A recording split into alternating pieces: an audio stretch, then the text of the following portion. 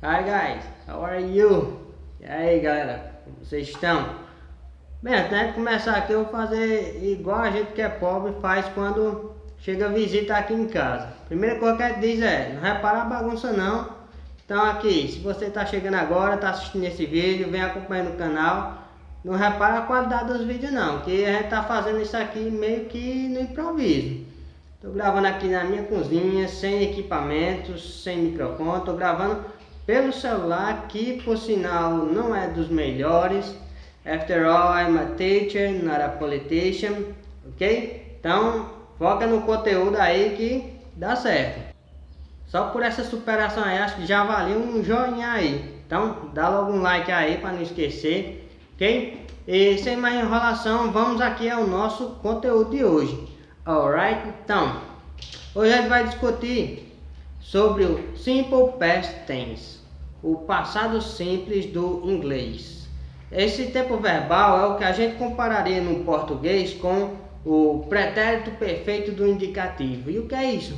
São um tempo verbal que a gente usa para falar de ações ocorridas em determinado período do passado, ou seja, ações que começaram no passado e acabaram no passado. Alright?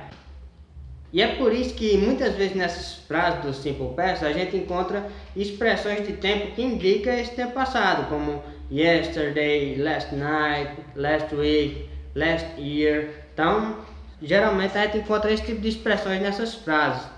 Alright? So, a regra geral para esse Simple Past é você acrescentar ed no final dos verbos, isso se tratando de verbos regulares, que é o que a gente está vendo aqui agora, ok?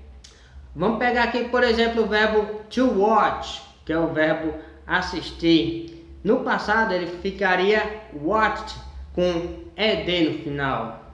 Por exemplo, I watched a good movie yesterday. Eu assisti a um bom filme ontem.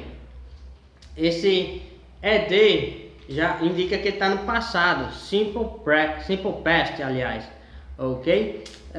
Só que nem sempre a gente acrescenta só esse ed, existem algumas variações, que é o que a gente vai ver agora. Por exemplo, se o verbo já terminar em e, você não vai acrescentar outro e e um d no final para ter no passado. Se for um verbo regular que terminar em e, o que acontece? Você bota só o d. Vamos pegar, por exemplo, o verbo to like, gostar. I really liked this movie. Eu realmente gostei deste filme. Alright? E se, por exemplo, o verbo terminar numa consoante e um y. Quando ele vai para o passado, o que é que você faz? Você tira esse y e acrescenta ied. Vamos ver aqui, por exemplo, o verbo to study. No passado ficaria studied com ied, o y sai fora. Por exemplo, I studied a lot for this test. Eu estudei muito para essa prova. Alright? Entendido? Got it? Se o verbo termina em consoante, vogal e consoante, a gente chama de CVC. Essa regra vai valer para os verbos curtos, uma sílaba, ou então verbos que tenha a sílaba tônica como a última sílaba. Então o que é que você vai fazer? Se o verbo tem uma sílaba ou a sílaba tônica é a última e ele terminou aqui com esse CVC, consoante, vogal, consoante, você vai repetir essa última consoante, aí sim acrescenta o ed. Vamos pegar o exemplo do verbo to plan. O verbo to plan quer planejar. No passado ele fica planned. A gente repete o N e acrescenta ed. Na frase, we planned to go out tonight. Nós planejamos sair hoje à noite. Não, planejamos não, tem que ficar em casa, porque nós estamos em quarentena. Alright? Stay at home. Negative form. Na forma negativa, a gente vai usar o did not. Did not, então a forma contraída, contraction form, que é didn't. Isso aí a gente vai usar ele antes do verbo na forma negativa. Por exemplo, we didn't watch that movie. Nós não assistimos aquele filme. They didn't study for the test.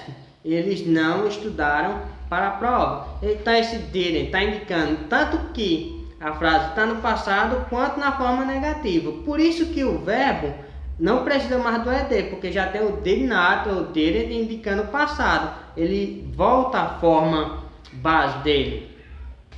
Alright? And interrogative form, na forma interrogativa. Forma interrogativa, o que é que acontece? A gente vai usar o did. Aonde que a gente usa esse did? Antes do sujeito. Por exemplo, did you watch this movie? Você assistiu este filme?